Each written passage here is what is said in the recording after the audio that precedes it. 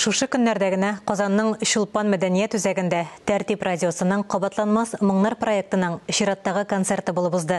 Бәйрәмнең матур мизгелләре Фәннур Хәсәнов язмасында.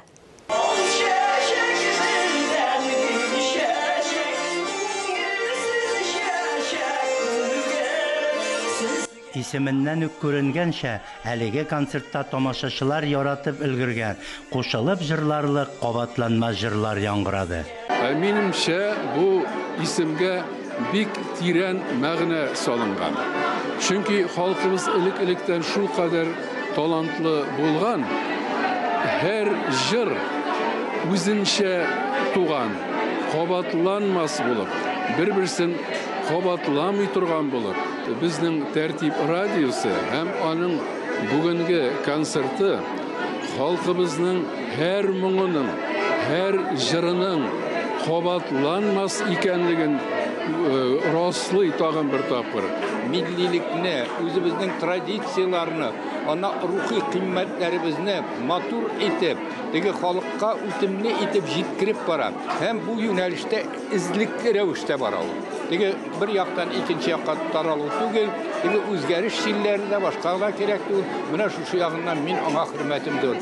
Әйе, бу гади генә тамаша түгел. Кабатланмас моңнар концертының беренчел максаты милли мирасыбыз булган җыр моңнарыбызны оныттырмау булса, икенчедән буыннар чылбырын измәүдә гаять зур күләмдә эш алып баручы радио булудадыр. Мин монда бүген килдем, үземнең татар халкының милли моңнарын тыңларга, чөнки мин үземнең татар булу белән горурланам, һәм мин үземнең татар телемне бик яратам. Һәм мин үземнең татар җырына, татар моңына гашыйк кеше.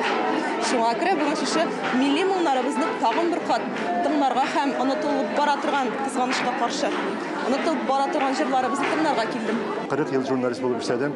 Менә шушындый мөгамәлә, менә шушындый мөнәсәбәт, җанлы аралашу моңарчы булмаган кебек миңа. Тәртип радиосы бүген радио дулкыннарына чыгып сәхнәгә күчте. Безнең традициягә кертергә җыенабыз. Бу әйберне Тәртип радиосының аның тыңлаучылары үзгә. Алар менә без теге яхшы мәгънәдә дип әйтәм, секта кебек.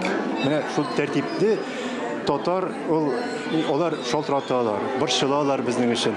Мин мәсәлән Тәртип радиосын тыңлап туя алмыйм, армыйм. Халык җырлары ата-бабаларыбыз тарафыннан калдырылган иң кадерле вә иң бәһале мирастыр. Халык җырлары халкымыз күңеленең һич тә тутыкмас вә күгәрмәс саф вә раушан көзгеседер. Бөек шагыйребез Габдулла Тукай яшәгән һәм иҗат иткән шыр бездән ераклаша барган саен татар халык милли мирасының бөеклеген һәм күп кырлылыгын ныграк тоябыз. Кабатланмас моңнар концертын оештыруның сәбәбе дә безнең менә шушы буыннар чылбыры өзелмәсен, әле безнең бармак белән генә санап бетерерлек аз санда калып барса да өлкәннәребез бар. Аллага шөкер, алар фольклор өлкәсендә дә, халык җырларын башкару өлкәсендә дә, гомумән җыр сәнгатендә бик зур урын биләп торган шәхесләр. Һәм бу концертның максаты, безнең бит инде Тәртип радиосының максаты үткән белән көткән арасына күпер салу дип әйтәбез. Менә шушы үткән дип әйтеп булмый, аны әүвәлгене саклап торган артистларыбыз белән яшьләрне бер тамашада очраштырып, аралаштырып, булдырылган кадәр яшьләр олылардан үзләренә кирәкле хәзинәне алып калсын иде дип эшләнгән эш бу. Тукайның язган шундый сүзләре булган бит, нишләп безнең тәнгә мунча бар, җанга мунча юк дип. Тәртип радиосын мин җанга мунча дип әйтер идем. Чөнки бүгенге көндә дөньяны тотып тора торган иң төп сыйфатларның берсе ул мәрхәмәтлелек, кешелеклелек һәм менә шушы безнең әби-бабайларыбыздан, буыннардан, тамырлардан килгән язылмаган кануннар, традициялар, менә шушы нәрсә җитми безгә. Концертта халкыбызның күренекле артистлары белән бер рәттән яшь буын җырчылар да катнашты. Мирас балалар бию ансамбле һәм Сайдар баянчылар төркеме чыгышы да тамашачылар күңеленә хуш килде. Фәннур Хәсәнов, Ирек Хамидуллин, Татарстан яңалыклары.